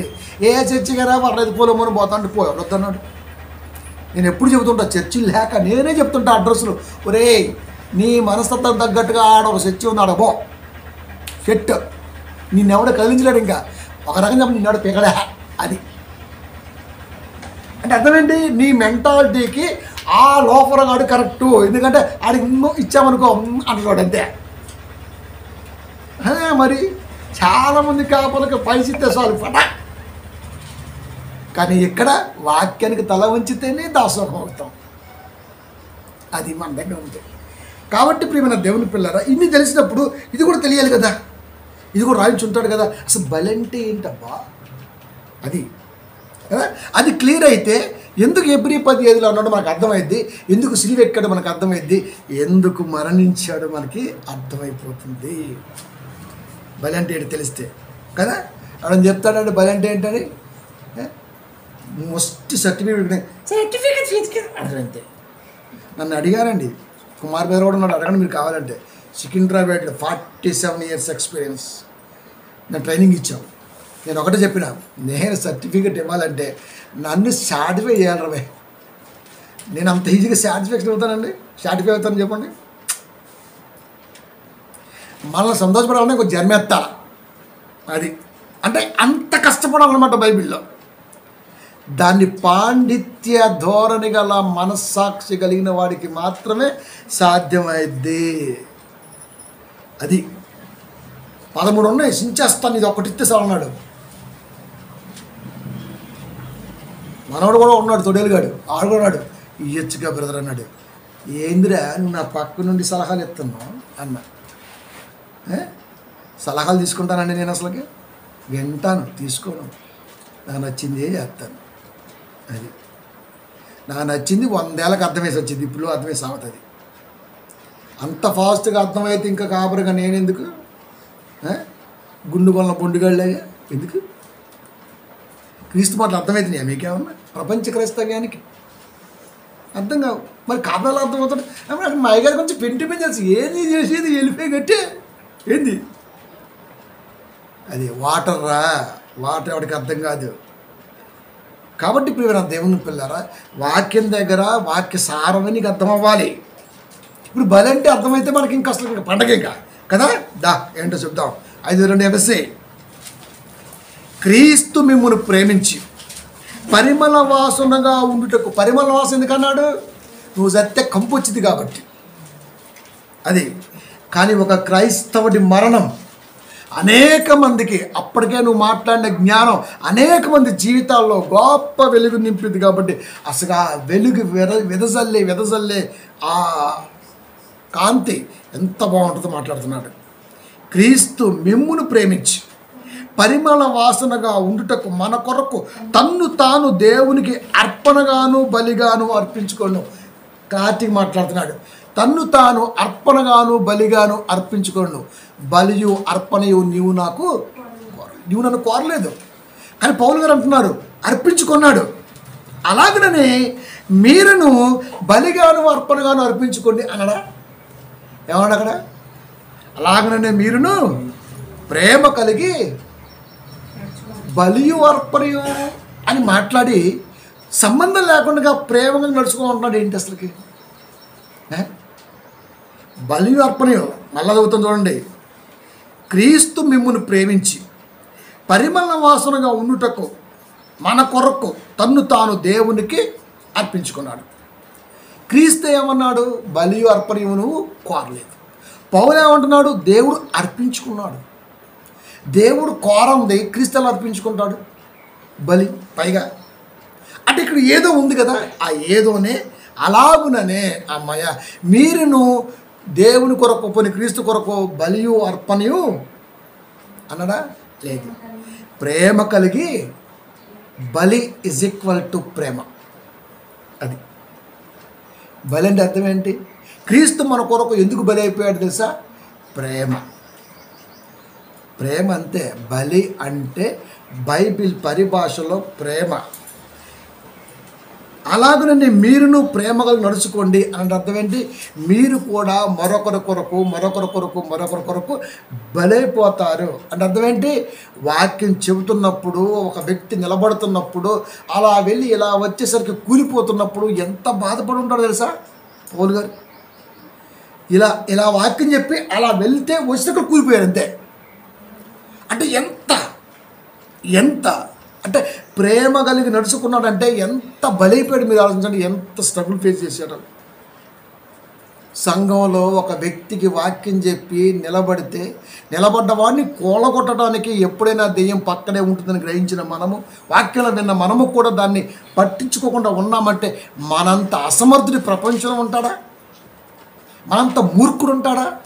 అలాంటి మూర్ఖుడితో స్నేహ సంబంధాలు ఎలా కొనసాగిస్తాం?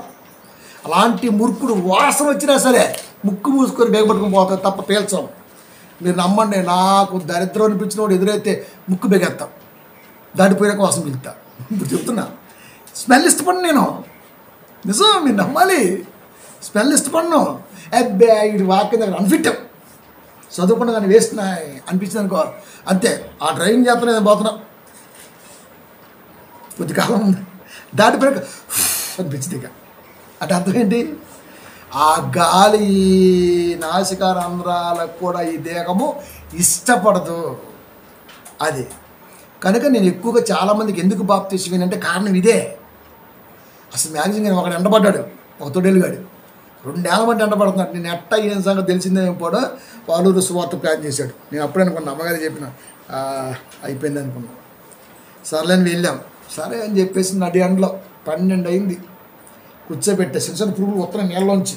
అయినా సరే ఆ వచ్చిపోయే తప్పక ఆడు కూర్చొని స్పష్టంగా సినిమా చూపించా. నువ్వు సంఘానికి దూరం అవుతున్నావు అని చెప్పిన. అమ్మ సముద్రం ఎండిపోవచ్చు, నా ప్రేమ ఎండిపోదాను అంతే. అయ్యగారా నీ ముఖం చూసి చెప్తా. Face is index of the mind. మరి ముఖలక్ష్మి వారి మీద సాక్ష్యం ఇచ్చింది. సంఘానికి దూరం అవుతావు, కానీ ఆ క్షణం నిలబడితే నువ్వు చాలా గొప్పడు అవుతావు. కానీ నిలబడవు, జారిపోతావు. భయంకరమైన విపత్తు నువ్వు క్రియేట్ చేసుకుంటావు, జారిపోతావు. మా ప్రాణమನ್ನು ఇస్తాం కానీ మేము సంఘానికి దూరం అవ్వవు. ఎంతమంది చూడలేదు నేను. చెప్పింది చెప్పినట్టు జరిగిందా లేదా? ఇది భవిష్యత్తు కాదు, ఫేస్ రీడింగ్. ఎందుకంటే ఆ దేహానికి హంబక్కులు ఉల్లక్కులు కావాలి. అందుకని అలాంటి దేహాలు ఎదురొస్తే ఆ గాలిని కూడా పీల్చను నేను. అలాంటిది ఆ దెబ్బ కాడికి వెళ్ళి ఆ దెబ్బలో కూర్చుంటామా, ఆ పురుగుల్లో కూర్చుంటామా మనం? ఇది దేహంరా, దేవుడు డిజైన్ చేసిన దేహం. ఇది మంచి పాజిటివ్ వేలోనే పోవాలి తప్ప దరిద్రమైన వైలో పోకూడదు. తెలుసా? పరిమళ వాసనగా ఉండుటకు ఈ దేహాన్ని ఇచ్చాడు. ఈ పరిమళ వాసన తీసుకెళ్ళి ఆడాడో పెద్ద దెబ్బలు కూర్చోబెడితే అది దెబ్బ అని తెలిసిన తర్వాత దూరంగా ఉండాలి. అది గబ్బు అని తెలిస్తే దూరమే పెట్టాలి. దెబ్బనే గబ్బుని మన పక్కన సూబ్బు అనుకుని పెట్టామనుకో, అంతే ఇంకా. కాబట్టి దేవుడు డిసైడ్ చేసిన ఈ దేహం ఎంత గొప్పదో మీకు తెలియాలి. కాబట్టి బలి అర్పణ కోరలేదు, కానీ క్రీస్తు మన కొరకు బలి అయిపోయాడు. అలాగనే మీరు ప్రేమ కలిగి నడుచుకున్నది అంటే బలి ఇజ్ ఈక్వల్ టు ప్రేమ. ఒక నిలబెట్టడం కొరకు ఒక కాపరి ఎంత స్ట్రగుల్ పడతాడో అది బలి. ఒకడి నోరు ఇంత విస్తృతంగా మాట్లాడడానికి ఎంత ట్రైన్ చేస్తాడో అది త్యాగం, అర్పణ. కాబట్టి ఈ రోజున మీకు 7 మాటలు ఇచ్చాం. కారణం ఏంటంటే మీరు ఇంత ఫ్లూయెంట్గా ఎందుకు మాట్లాడగలిగారంటే దీని వెనకాల బలి, దేవుడి కొరకైన రోజులు, అర్పణ. అంటే ఈ వాక్యములో నిరాధారంగా ఎంత కఠినంగా ఎన్ని పదాలు వాడుంటారో నా మనస్సాక్షికి తెలుసు. అవన్నీ కూడా మీరు వినగలిగి ఓర్చుకోగలిగి ఉన్నారంటే ఇంత గొప్పలు ఎవరు ఉండరు. ఇంకా తెలుసా? కాపురైన వాడు ప్రేమిస్తాడు తప్ప కీడుని కోరుకోడు. కానీ వాక్యం చెప్పేటప్పుడు మాత్రం ఖచ్చితంగా గుణపాలు దిగుతూనే ఉంటాయి. అక్కడ నిలబడ్డారు కాబట్టి ఈ రోజున ఇంత గడగడ మాట్లాడగలిగి. వదిలేస్తే గంట చాలదు, నాకు తెలుసు ఆ విషయం. కాబట్టి రాబోతున్న రోజుల్లో మీకు తిరిగే ఉండదు. ఇంక కొన్ని రోజులు ఆగండి, మీతో యూట్యూబ్లో ప్రసంగాలను అప్లోడ్ చేయిస్తా. అది అంత ఫ్లూయెంట్గా మాట్లాడారు. అది 1, 2, 3 వినకపోవచ్చు, కానీ దీన్ని బట్టి చూస్తే అవి కూడా అంత బాగున్నాయి. ఎందుకంటే ఇవన్నీ ఇప్పుడు ఇలాగే ఉన్నాయి. కాబట్టి ప్రేమైన దేవుని పిల్లరా, ఇది బలి అంటే. పిల్లలు ఎదగటం కొరకు కాపరి లోపల కఠినంగా ప్రవర్తిస్తాడే అది బలి. పిల్లలు రావటం కొరకు మాట్లాడబోతున్న క్షణాల కొరకు తన దేవుడికి ప్రార్థన రూపంలో అర్పించుకుంటాడే అది అర్పణ, అదే ప్రేమ. ఎవరికి అర్థమైద్ది? మా ఆయన వీరికి తిడతాడు, ఆ దండెత్తారు వచ్చి రామ్మ రంగమ్మ అని కదా. కాపరి వైలెన్స్, దాంట్లోనే వ్యాలంటైన్ డే ఉంది. ప్రేమైన దేవుని పిల్లారా, ఇంటర్నల్గా ఏముందో ఎవరికి తెలుస్తుందిరా? 2 దేహాల మధ్య సారూప్యమే సాంద్రత అర్థం కానప్పుడు ఏమర్థమైద్ది? గుడ్ ఫ్రైడే, రేపు వచ్చేసి పునరుద్ధారం. ఎవరికి పునరుద్ధారం? అది కూడా దాని టైటిల్ ఏంటి తెలుసా మీకు? మింగుడు పడని నిజం టైటిల్. ఇంత ధ్యానిస్తే తప్ప, ఇంత ఆలోచిస్తే తప్ప దైవ జ్ఞానం అనేది బయటికి ప్రొజెక్ట్ అవ్వదు. ఆలోచించండి మీరు. కాబట్టి గుడ్ ఫ్రైడే అంటే క్రీస్తు బలి అర్పణ కోరలేదు అని బలైపోయాడంటే మనము కూడా బలైపోయేవారుగా ఉండాలి. బలి ఇజ్ ఈక్వల్ టు లవ్. అందుకే ప్రేమ శాశ్వత కాలం అది అని అర్థం. అర్థమవుతుందా?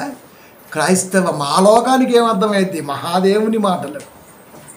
ఇంకొకసారి ఎవడైనా సరే తప్పుగా మాట్లాడితే దేవుడు ఖచ్చితంగా గొంతు కూసి అవతల పడేస్తాడు. అది కాబట్టి చాలా క్షుణ్ణంగా జాగ్రత్తగా ఆలోచిస్తూ దైవ జ్ఞానాన్ని వినటం కానీ గ్రహించడం కానీ ముందుకు వెళ్ళడానికి సిద్ధపాటు కలిగి ఉండాలి. కాబట్టి క్షణం ఆగి ఆలోచించు. ఆగాం, ఎందుకంటే దేవుడు ఆగమన్నాడు. దేవుడే చెప్పాడు, నా మందిరములో నువ్వు మౌనంగా F1 1:7. అందుకే వీటిన టైటిల్ క్షణం ఆగి. గుడ్ ఫ్రైడే ఏంటో నీకు అర్థమైంది. ఇప్పుడు చెప్పండి, ఇది ఎంత గొప్పదైన గుడ్ ఫ్రైడేను.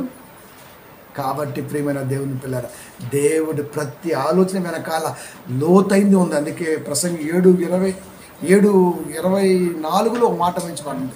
సత్యమైనది దూరముగాను బహు లోతుగాను, సత్యమనగా 1:10 యేసుక్రీస్తు వారు. ఆ వాక్యమే కృపా సత్య సంపూర్ణుడై మన మధ్య సత్యము ఇస్ ఈక్వల్ టు క్రీస్తు. క్రీస్తు ఎలా ఉన్నాడంటే దూరంగా, క్రీస్తు దూరంగా కాదు, క్రీస్తు మాటల పరమార్థం మానవ మేధస్సుకి దూరంగా లోతుగా ఉన్నవి కనుక దగ్గరగా రాగలిగితే అర్థమైద్ది. దైవ సన్నిధానములో నువ్వు స్థిరులుగా ఉండగలిగితే, కదలని వారిగా ఉండగలిగితే బోధపడిద్ది. అప్పుడే మహాజ్ఞానం అనేది మనకు అర్థమైద్ది. అప్పుడు ఒరే బలంటే బలిగదరా పిచ్చోడా, బలంటే ప్రేమరా, రెండు దేహాల మధ్య సారూప్యము ఎంత గొప్పదో చెప్పడం కొరకు తన దేహాన్ని ఇచ్చాడు, అది రొట్టె, రక్తాన్ని ఇచ్చాడు, అది ద్రాక్ష రసము, బలైపోయాడు, అది ప్రేమ. ఈ మూడు తెలిసిన వాడేరా క్రైస్తవుడు. గుడ్ ఫ్రైడే సెలబ్రేషన్ చేసుకోవడానికి మంచి అవకాశం. కాబట్టి క్షణం ఆగి ఆలోచిస్తే ఇంత జ్ఞానం బోధపడుద్ది. బైబిల్ ఎప్పుడు కూడా నిత్య విద్యార్థిగానే చూడాలి తప్ప ఇంకొక కోణములో ఆలోచిస్తే ఖచ్చితంగా అడుగంటుకు పోవాల్సిందే. కాబట్టి గుడ్ ఫ్రైడే అంటే ఎంత మంచి శుక్రవారం అండి. అది అంటే ఫ్రైడే అంటే శుక్రవారమే కదా, మరి కనుక క్రీస్తు మరణించిన శుక్రవారమే కదా.